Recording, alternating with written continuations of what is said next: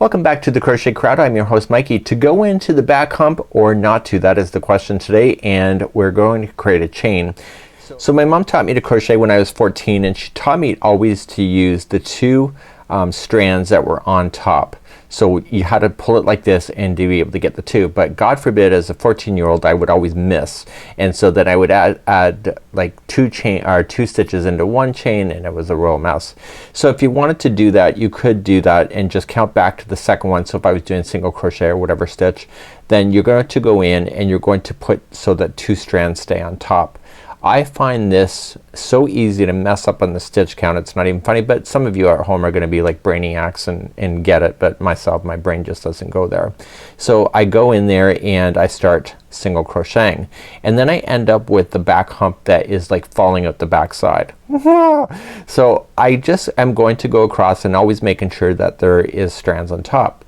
So I did that. I was a good little boy and I followed my mom, and so at the end of my project I ended up with two sides that look different, and that's because the one side looks like this. It always looks like there's something missing because the other side doesn't look the same. So I end up going into schooling for engineering, and left always equals right, and so that really significantly bothered me. So it's not wrong, it's just a way of doing the crochet. So if you ever wanted to do a border, good luck, Chuck, on that. And you notice that I'm struggling a bit. I haven't done this method in a long time, but I just find this method is just so like pedestrian. I don't even know what that means, but it just sounds like a big word with lots of syllables. It feels so awkward in every way, and I'm having a hard time getting that head stuck through that stitch. Oh my god, I got two more left. Folks, I'm never gonna get my time back for this. Okay, so I'm working my way across. I got one more stitch to go, and I can breathe a sigh of relief. Oh, see? No. Oh, I love crochet. So I've got myself all the way to the end, and the stitches match, and I want to just crochet one row because I'm extra special today. But you notice how it's kind of curving in like this? That was kind of my problem as a 14-year-old. So I noticed that happens. It seems to do that, and I'm sure there's a science explanation, you know, gravity, moon, tide, or something. I always get that, and so then I end up with one side of the project always looking wider than the other, even though the stitch counts are right. And I swear, well, I do swear, but I swear it has something to do with going into that stitch work like that. So you have to decide whether you're gonna go and do it like that. But if you ever have to do a border, I'm doing one row just to show you. So if you ever have to do a border, good luck on that, because one side looks like a regular stitch and the other side looks like that. So it doesn't ever look even. So if you ever wanted to go all the way around this thing, so let's just pretend that I actually know what I'm doing. Somebody's gonna say this is a stitch so big time, and I'm gonna say yeah, you're right. So now if I wanted to do a border, I can only go into one strand in here, and it's not incorrect. It doesn't look right to my point of view, and maybe I'm being a border snob or something. I'm definitely being something, but you're only going into one strand, and it never feels like it's right, at least to my point of view. Okay, so you can go traditionally, but then you end up with one side that looks different than the other, and if that really bothers you, this is not the way to go.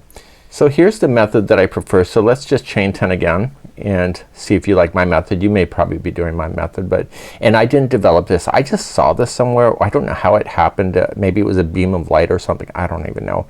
So I'm gonna chain 10. So 1, 2, 3. Now when you've been watching me over the years, I know you've been watching me. You're gonna go second chain from the hook, and I always say turn it upside down so that you get the serpent spine, the back hump, and I want you to crochet in the back hump. Now the back hump, once you get the first one in, the chain stays turned upside down, so you can identify each one of the back humps as you go. Are you singing that song yet? My humps, my humps. My lovely little yarn lumps. So I'm using the lumps on the back of the chain. I don't know why I'm shaking now. It's all this kind of yarn fibers or something. And I'm just going in the back hump, and I don't miscount my stitches when I do this. And also look at that hook, it's just gliding right in there like butter. Do you like butter? If you see my body shape, I don't mind butter. So I'm getting in to the action like this.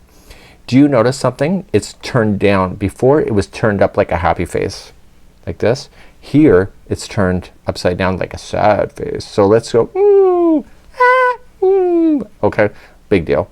But when I do the next row, I'll just do it chain one and I single crochet in the next. I find that that upside down face turns into a frowny face, and it's actually more even. I know, super genius today. I know, gonna knock your socks off. So the difference is between the way that I showed you before and the way I'm showing you now is that when you look at the top edge, when you turn it over, look, it looks the same. Right? So you don't ever really have a project that one side looks different than the other. So you can then still technically go around. So let's just pretend I know what I'm doing, and I'm gonna go in a circle. And so when I go into the opposite side, the starting chain, I'm going into what appears to be as regular stitches because I just used the back hump. So you can go into the traditional method. You can use the back hump. You can stick your hook anywhere you want it. Here, let me give you some ideas so that you can ooh ah, ooh oh ooh, bing bang, wallow wallow, bing bang.